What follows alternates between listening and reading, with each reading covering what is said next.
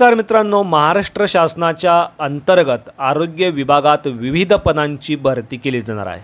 मित्रांनो, accountant, staff nurse सारखी महत्त्वाची पदं या वॅकन्सी मार्फत भरली जाणार आहे, ज्यासाठी 18,000 ते 20,000 पर्यंत पगार तुम्हाला दिला जाणार आहे।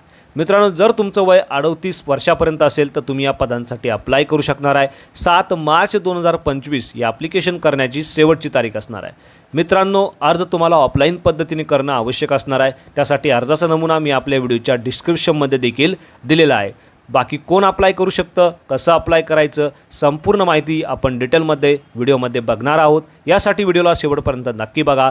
चॅनलवरती पहिल्यांदाच आला असाल, चॅनलला सबस्क्राइब करा, बेल आयकॉनला प्रेस करा, कारण असेच महत्त्वपूर्ण व्हिडिओ मी नेहमी आपल्यासाठी घेऊन येत असतो। चला तर सुरू करू आजचा हा व्हिडिओ। नमस्कार मित्रांनो, राष्ट्रीय आरोग्य अभियानाअंतर्गत आरोग्य विभागात अकाउंटंट आणि स्टाफ नर्स पदांची भरती केली जाणार आहे।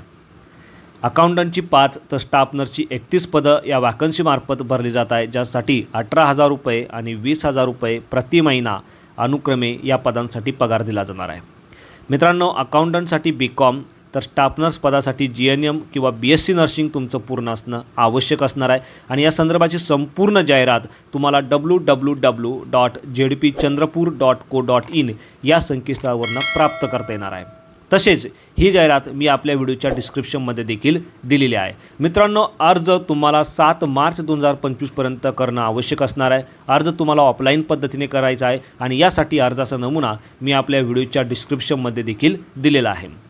मित्रांनो, आता उमेदवारांसाठी काही महत्त्वाच्या सूचना या ठिकाणी दिलेल्या आहे। अर्ज करतेवेळी या संपूर्ण सूचना तुम्हाला व्यवस्थित वाचून घ्यायच्या आहे आणि त्यानंतरच अर्ज करायचा आहे।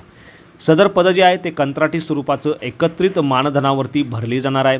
यामध्ये उमेदवारांकडे उच्च शैक्षणिक अर्हता आणि अनुभव असेल तर अशा उमेदवारांना प्राधान्य देण्यात येणार आहे।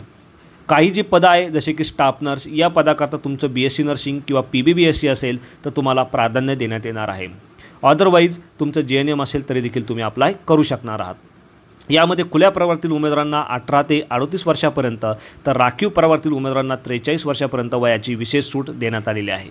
राष्ट्रीय आरोग्य अभियानांतर्गत जे कर्मचारी आहे त्या कर्मचाऱ्यांना 5 वर्ष वयाची विशेष सूट या ठिकाणी देण्यात आलेली आहे। मित्रांनो, यामध्ये शासन सेवेतून सेवानिवृत्त अधिकारी आणि कर्मचारी यांच्यासाठी देखील वयोमर्यादा 65 वर्षापर्यंत असणार आहे। मात्र अशा उमेदवारांना जिल्हा शल्य चिकित्सक यांचे शारीरिक आणि मानसिकदृष्ट्या सक्षम असल्याचं प्रमाणपत्र अर्जासोबत जोडणं बंधनकारक असणार आहे। आता मित्रांनो, जे उपरोक्त पदांपैकी जे तांत्रिक पदं आहे, उदाहरणार्थ स्टाफ नर्स या पदाकरता तत्सम काउन्सिलचं वैध नोंदणी प्रमाणपत्र तुम्हाला अर्जासोबत जोडणं देखील आवश्यक असणार आहे। तसंच अर्जदार हा शारीरिक आणि मानसिकदृष्ट्या सक्षम असणं आवश्यक असणार आहे। मित्रांनो, आता अर्जासोबत कोणकोणते डॉक्युमेंट तुम्हाला जोडायचे आहे त्या डॉक्युमेंटची लिस्ट तुम्ही या ठिकाणी बघू शकता। सदर डॉक्युमेंटच्या सेल्फ अटेस्टेड झेरॉक्स कॉपी तुम्हाला जोडणं आवश्यक असणार आहे। यामध्ये शैक्षणिक अर्हता, उत्तीर्ण झाल्याचे अंतिम वर्षाचे गुणपत्रक, शाळा सोडल्याचा किंवा जन्मतारखेचा दाखला, अनुभवासंबंधीचे संपूर्ण प्रमाणपत्र, जात प्रमाणपत्र, नॉन क्रिमिनल, तांत्रिक पदाकरता जर तुम्ही अर्ज करत असाल जसे की स्टाफ नर्स तर तत्सम काउन्सिलचं वैध नोंदणी प्रमाणपत्र, हे संपूर्ण डॉक्युमेंट तुम्हाला तुमच्या अर्जासोबत जोडायचे आहे। मित्रांनो, अर्जाचा नमुना मी आपल्या व्हिडिओच्या डिस्क्रिप्शनमध्ये दिला आहे। तिथे जाऊन तो तुम्ही A4 साईजच्या पेपरवरती व्यवस्थित प्रिंटआउट करायचा आहे। प्रिंट घेतल्यानंतर तो तुम्हाला व्यवस्थित भरायचा आहे आणि दिलेल्या ॲड्रेसवरती 7 मार्च 2025 पर्यंत पाठवायचा आहे। आता यामध्ये खुल्या प्रवर्गातील लोकांसाठी 150 रुपये तर राखीव प्रवर्गातील उमेदवारांसाठी 100 रुपये इतकं परीक्षा शुल्क असणार आहे। सदर परीक्षा शुल्क तुम्ही बँकेच्या DD स्वरूपात देखील पे करू शकणार आहे।